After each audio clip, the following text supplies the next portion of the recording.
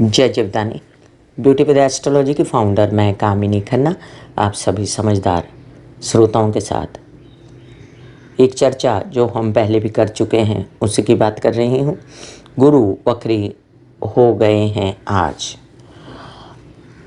अब मज़ेदार बात यह है कि मैं आप लोगों को सारा विश्लेषण दे चुकी हूँ और आप लोगों ने पसंद भी किया है, उसको रिस्पॉन्स अच्छा है। लेकिन एक आध बातें जो मुझे ऐसा लगा मैं आपसे अब कर सकती हूँ मेष से लेके मीन राशि के विषय में, उसके बारे में बताती हूँ। कई बार क्या होता है कि कोई ग्रह वक्री मार्गी होता है तो जनरली एस्ट्रोलॉजर्स ऐसा बोल देते हैं, लिख देते हैं कि अच्छा नहीं है, ये फलाना ग्रह वक्री हो गया, अब ये स्लो चलेगा और इसका प्रभाव जो है ये ख़राब देगा। लेकिन ऐसा सभी केसेस में नहीं होता। सबसे पहले तो एक जो केस है, जो सबसे बड़ी बात है कि जिन लोगों के लिए वो ग्रह कारक नहीं है और कहीं बैठकर नुकसान दे रहा था, जैसे अगर अष्टम भाव में बैठा था और कारक नहीं है और तकलीफ़ दे रहा था वहाँ किसी प्रकार से बिना वक्री होकर, तो वो वक्री होकर जब स्लो चला तो वहाँ पर वो फ़ायदा देने लगा, वहाँ पर आराम आने लगा, क्योंकि वो उस लग्न या राशि के लिए कारक नहीं था, या आपकी कुंडली में स्थित कुछ ग्रहों के अनुसार वो आपके लिए कारक नहीं बन रहा था। अब इसकी जो डिफरेंट परिस्थिति है वो मैं बताती हूँ। शुभ भाव में बैठकर कई बार क्या होता है, जो अच्छे ग्रह होते हैं, जैसे गुरु जीव है, गुरु अच्छा ही करता है लगभग, ज़्यादातर कुछ ही राशियाँ ऐसी होती है जैसे मिथुन राशि, वृषभ राशि, तुला राशि, कन्या राशि, इन राशियों के लिए कारक नहीं होता वो।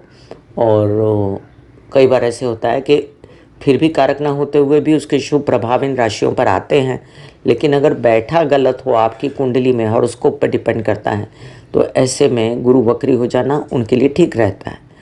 इसी तरह जिनके भावों के लिए गुरु वक्री हो गया, जहाँ पर शुभ भावों में बैठा है वो, वहाँ पर भी वक्री हो जाना, स्वग्रही रहकर वक्री हो गया, वो शुभ रहेगा। वो कैसे, मैं अभी समझाती हूँ आपको। जैसे कि मेष राशि, अब मेष राशि की बात करें तो उसके लिए ये अच्छा नहीं हुआ इतना ज़्यादा गुरु वक्री होना, क्योंकि द्वादश भाव में बैठा हुआ ग्रह जो है थोड़ा बहुत सुस्त भी करता है, इंसान को बीमार भी करता है और तपस्या में भी डालता है, साधना में भी डालता है। अब एक तरह से तो ये सुस्त ज़्यादा करेगा क्योंकि वहाँ लंबा चलना शुरू हो गया, स्लो चलना शुरू हो गया, और तपस्या ज़्यादा करवाएगा, ये एक अच्छा फल दिया उसने। खर्चे ज़्यादा करवाएगा, ये अच्छा फल नहीं दिया। वहीं पर प्रेम संबंध लंबे चलेंगे, ये एक अच्छा फल दिया। वृषभ राशि, आपके लिए स्लो धन आना शुरू हो गया, तो लंबे काल तक धन आएगा, अब वो अच्छा है आपके लिए। लेकिन वहीं पर केसेस और विवाद में जो बातें स्लो हो गई, उनके लिए वो अच्छा नहीं है। मिथुन राशि, आपके कार्य स्लो तो हो गए, लेकिन यहाँ पर वो कार्यों को लंबा चला रहा है स्लो होके, तो आपको कोई अनुबंध जो जल्दी ख़त्म होने वाला था, तो अब अनुबंध लंबा चलेगा और आपको कैरी फॉरवर्ड करेंगे, आगे आपके एग्रीमेंट्स आगे बढ़ जाएंगे। आपके पिता के लिए ये कारक नहीं है, आपके पिता के लिए ये अच्छा नहीं है, तबीयत उनकी संभालनी पड़ेगी आपको। कर्क राशि, अब आपके लिए देखिए, आपको सहयोग कर रहा था ये भाग्य भाव के लिए, और वहाँ पर अब ये बढ़ेगी, इसकी कारीगरी बढ़ेगी तो स्लो चलेगा, तो और भी ऑफर्स आती रहेंगी और मज़ा आता रहेगा। तो आपके लिए ये अच्छा हुआ कि गुरु वक्री हुआ शुभ ग्रह भाग्य भाव में, तो आपके लिए ये एक अच्छी खबर आई। इसके साथ साथ अगर आपकी यात्राओं में आप कहीं लटक गए या यात्रा लंबी हो गई व्यवसाय की, तो उसमें आपको तकलीफ़ हो सकती है। सिंह राशि, अब अष्टम भाव में ये लंबा हो गया, तो ये इतना मज़ेदार नहीं है कि कोई बीमारी चल रही थी वो ठीक हो रही थी तो अब वो जल्दी ठीक नहीं होगी, तो उसके लिए अच्छा नहीं है। और कोई व्यवसाय चल रहा था और वो लंबा चला, तो उसके लिए बहुत अच्छा है। कन्या राशि, आपके लिए अगर ये सप्तम भाव में शादी के न्योते ला रहा था और वहाँ पर बातचीत चल रही थी और सडनली स्लो हो गई बातें, तो वो आपके लिए अच्छा नहीं बात। लेकिन हुआ ये कि वहाँ पर व्यवसाय भी चल रहा था, व्यावसायिक पार्टनर पहले थोड़े अनुबंध के लिए आए थे, अब ये स्लो चलने लगा, तो उनका अनुबंध लंबा हो गया आपके साथ में।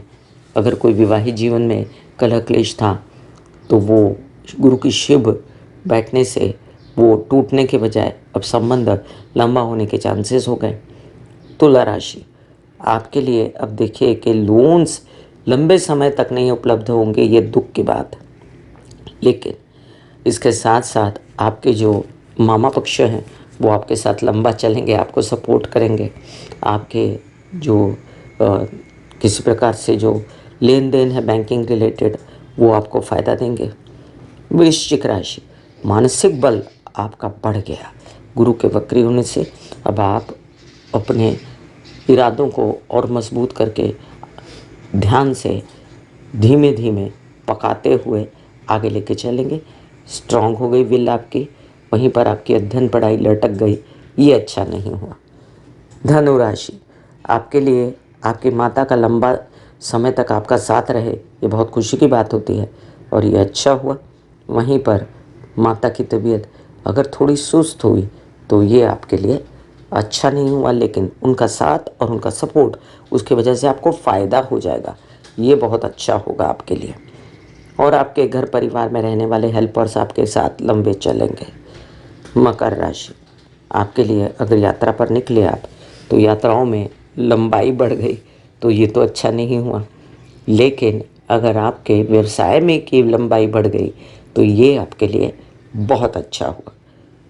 कुंभ राशि, पैसे आ रहे थे, संचित धन आ रहा था और अब देर तक आप संचित करते ही रहेंगे क्योंकि गुरु स्लो है, तो ये अच्छी स्थिति है।